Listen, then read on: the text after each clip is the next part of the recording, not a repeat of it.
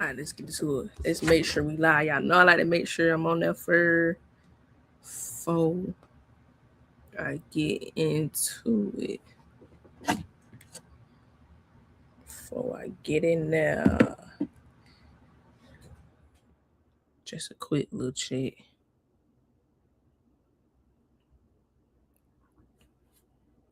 Just a quick little check. All right, check. Just a quick little check. All right, check. All right, we know. Hello, everyone, and welcome to the All Things Life and Sports podcast with Colin Thomas. That's me. I'm your host, Colin Thomas. I don't even like to say podcast show. All Things Life and Sports show. Let's dive into this Jaguars draft. Jazz fans, settle down, pipe down, settle down. We are not the lowly of the league no more. Now, granted, we have to consistently do this year after year. But if this is what we're going to be, the Chiefs, the Rams, the Eagles, the drafting towards the end of the draft year after year after year, and mind you, and I'm going to play the clip of Gladstone and Liam giving their what they were looking for in this upcoming draft, some things they wanted to address, stuff like that. They even said in the clip last year, it got hired. Everything was frantic, which I kind of figured, but that's why they made the Travis Hunter trade. It was a frantic move. It was. They ain't had time to really dive deep, going to the roster, going to the players themselves with their own scouts. They didn't have time for that. So they wanted to make the splash move of the draft. We were horrible. So let's go get Travis Hunter, who can play DB and wide receiver. Now, how did that fare? I think at least this season coming up, we need to see how that he got hurt, which some of us said would probably happen.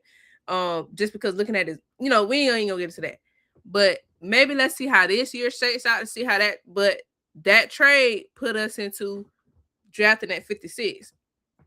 Before we get into that, let's play what Liam and Gladstone had to say about what they're looking forward to or things they're looking for in this upcoming draft.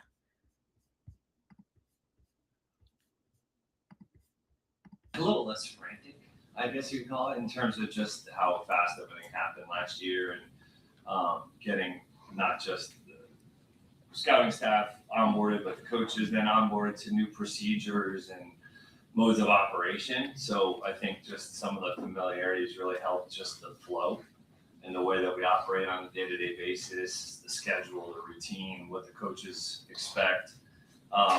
That's been very clear and concise throughout the process. And I think it's just allowed us to maybe get to different or deeper dialogue, maybe a little bit quicker. He's somebody that I think by season's end. So like you said, and I'm going to play we're going to fast forward when you read about Trayvon right now. We're going to fast forward and get to the GM talking about what he's looking for. But Liam said it last year was frantic, was now we can, like you said, we can really dive into what the coaches want, what the coaches need, the type of players we're looking for. We heard Baselli, our new EVP Hall of Famer, even said it. Then when all this came into fruition, they're looking at intangibles. They want guys with some heart, with some grit, with some physicality, with some toughness. No more of this soft stuff. What we had been experiencing in years past with the Jaguars. And I will tell you, looking at our run game last year, we had some toughness. So he let us know what kind of last year was shaped out. And this is the draft, guys. This draft was not deep. So I get it. We don't know these folk name, but if you go down and look at the first round, it's a lot of them names we ain't know. It was a lot of shockers of the draft. But let's go fast forward to what Gladstone said he was looking for. And I want you to pay attention and really listen. Because if you just listen to what he said, and did they actually do that in the draft? Hard to say. I think the good part is based off of where we're mapping things out. There's a lot of depth of positions that we feel like we're going to address. Beyond that, as it always seems to be the case, is when it comes to the rush, there's a good chunk of defensive ends in this crop in comparison to maybe some of the others, which I think will make for an exciting first round, because typically when you can rush the passer, there's going to be a priority, a premium gets placed on that. There's no reason to think the guys that we might label as incomplete become complete by the time their NFL career is over. There's development that occurs and surprises people. It's why day 3 and undrafted college free agents become Pro Bowlers and all pros. If you look at the draft, how much? So that, hold on, pull me in there now. So that was our GM.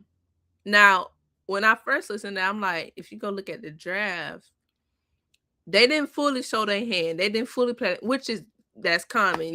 GMs, coaches, they're not really gonna give the full, because you know, oh, they want this player. Let's try to get this trade. So you ain't gonna show your full hand. But he really focused on the D line. He really focused on the defensive line, which the NFL is a copycat league. After the Eagles completely dominated and annihilated the Chiefs, what everybody doing now? Trying to build their defensive line. What Miami went and did? Drafted the D lineman. I want to say the Steelers drafted the D lineman last year. It was a run of defensive linemen because it's a copycat league. But we always say defense wins championships, and that's what he said he was addressing. But then after that, if you look at the first pick, and while I pull it up, if you look at the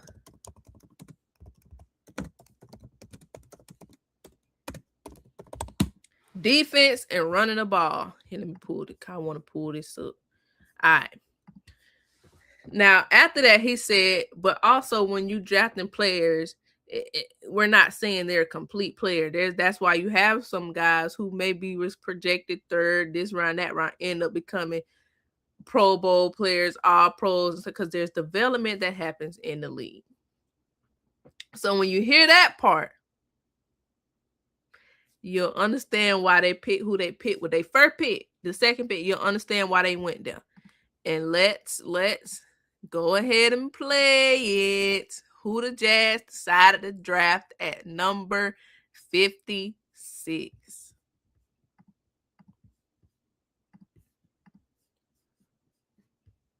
With the 56th pick in 2026 NFL Draft, the Jacksonville Jaguars select Nate Boerkircher, tight end, Texas A&M. Well, we always connect the Jags and the Rams because of the connectivity there. And you look at the Rams, all the time they spent in 13 personnel last year. The Jags clearly want to be able to do some of that themselves. Boerkircher, not super productive, only 19 catches this last year. He's 24 years old, but he is a hand in the ground wide tight end. He can block, and he's going to be able to help in the run game, as well as just a steady, dependable, reliable pass catcher. Not really a mismatch type player, CD. Yeah, you're not looking to move tight end. He is the absolute opposite of what you're getting out of Eli Stowers, who's listed as a tight end and is mainly a receiver. Boerkircher is much more the old school wide tight end, block people, make the occasional catch.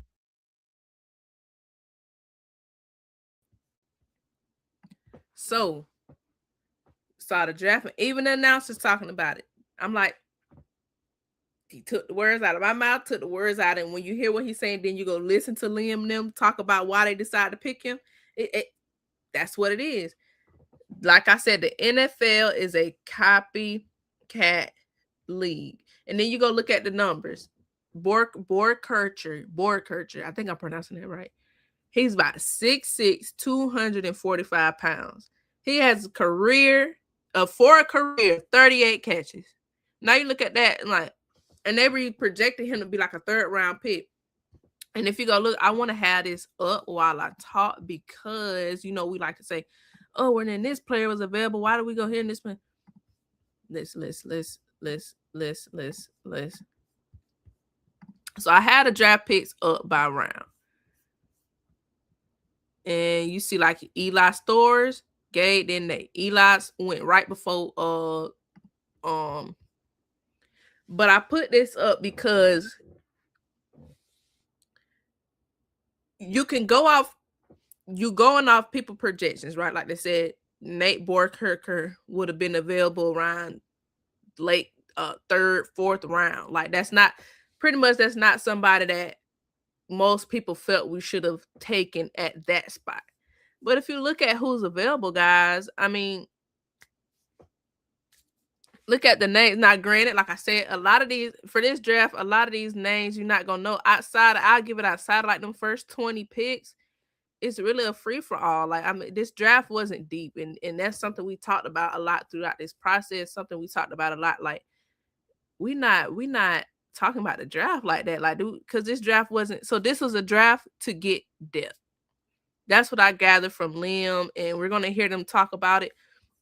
But this was a draft to get depth. We saw how that offense looked when Brenton Strange left.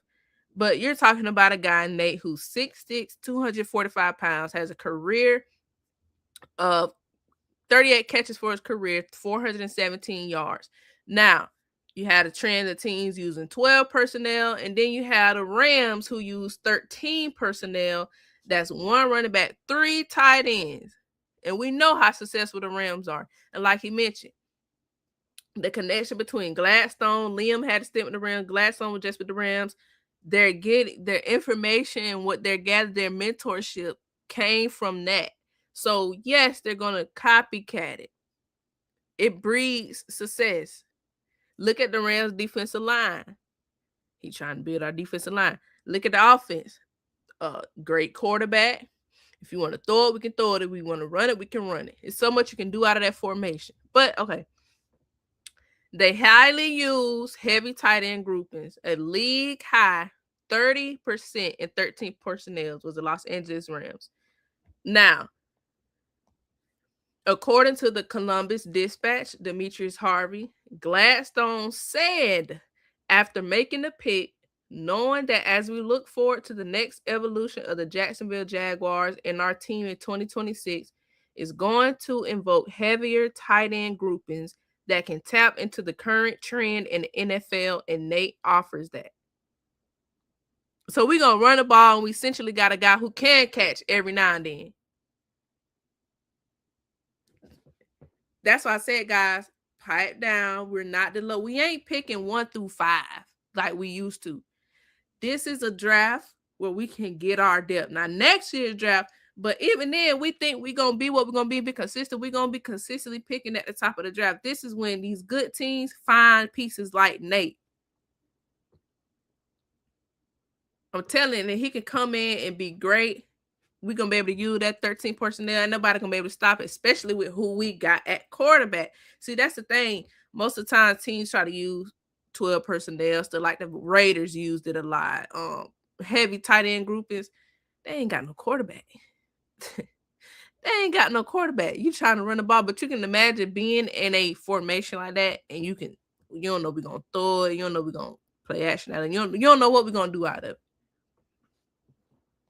But here's Gladstone talking about let's. But real quick, I just want us to look though, guys. Like, I mean, look at this. Who's here?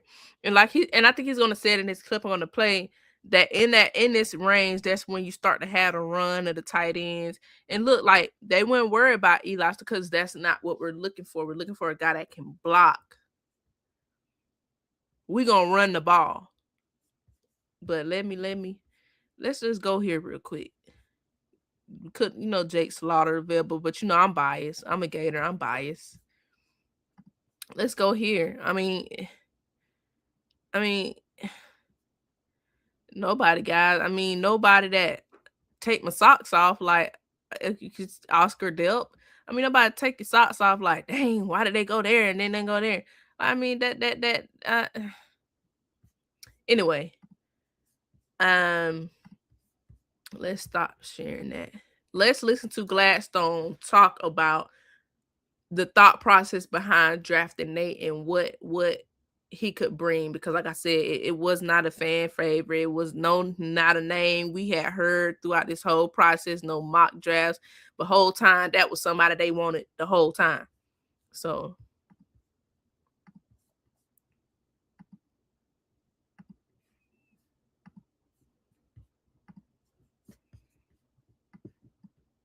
James, did you anticipate Nate's range being in the second round, or was that just kind of heavy that the tight end run was coming? Yeah, that was rooted in our own internal sentiment and understanding that the trend in the NFL was that heavier tight end sets was going to be something that got prioritized. And we felt certainly a heavier tight end run throughout the course of the back end of the second into the third. And typically that's a window where the wide receiver run is really occurring. And so I think that certainly showed itself. But he was the one we were hunting up, and we weren't going to allow that to ever be something that we risked. James, did you anticipate Nate's range being in the second round, or was that just kind of heavy that the tight end run was coming? Yeah, that was rooted in our own internal sentiment and understanding that the trend in the NFL was that heavier tight end sets was going to be something that got prioritized. And we felt certainly a heavier tight end run throughout the course of the back end of the second into the third. And typically that's a window where the wide receiver run is really occurring. And so I think that certainly showed itself. But he was the one we were hunting up, and we weren't going to allow that to ever be something that we risked. James, did you? So there was our GM, Gladstone, pretty much saying whole time that was the guy we wanted at that spot. So, but this is why, guys, this is why you can't rely on mock drafts, rely on this, rely on that, because we don't never know what these teams thinking. But whole time when they pick and they explain, oh, okay, I see y'all playing, I see y'all vision. So if I had to give a grade for this particular pick, I give my overall, and we're gonna go through each pick. If I had to give a grade, I'm gonna go B minus. I went B minus because I'm not gonna go A or anything like that, because I mean, granted, here's why I went B. They had a plan, they saw a need, they filled the need, they filled the depth for what the formations and how they want to run their offense. I went B minus and not A because if it's really like they got the guy that they wanted, not who we wanted, but who they wanted. But I go B because still is the pick a depth guy with 38 career catches and played in college for like, did he play in like 6 years? And only got 38 career catches, and you taking with your first pick. I mean that's kind of where I'm at. But you know, I love an underdog story. And Nate, I hope you get here, ball out. Get here and do what they're asking you to do.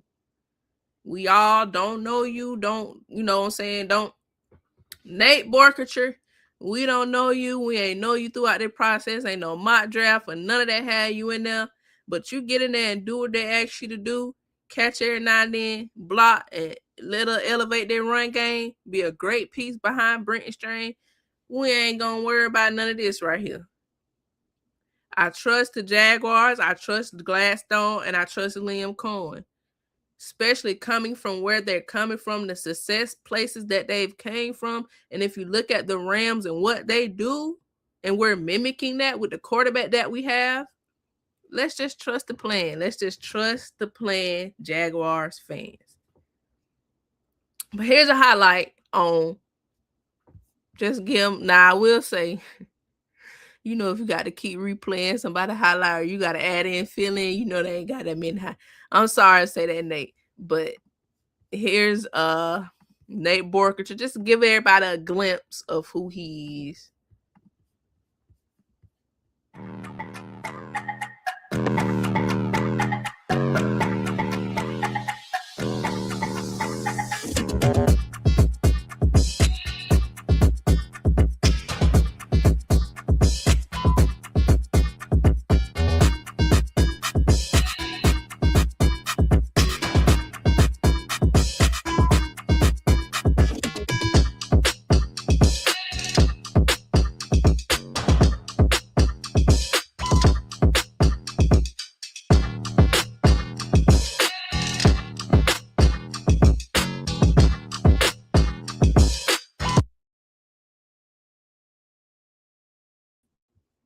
Real quick, I forgot to run. I'm gonna run this back. I meant to put this on like slower time because he got some blocking highlights in there, and you can't really pick them out. So I'm gonna slow it down and run it back. For those of y'all don't want to stand watch. But We can run it back slow down so you can really see his highlights.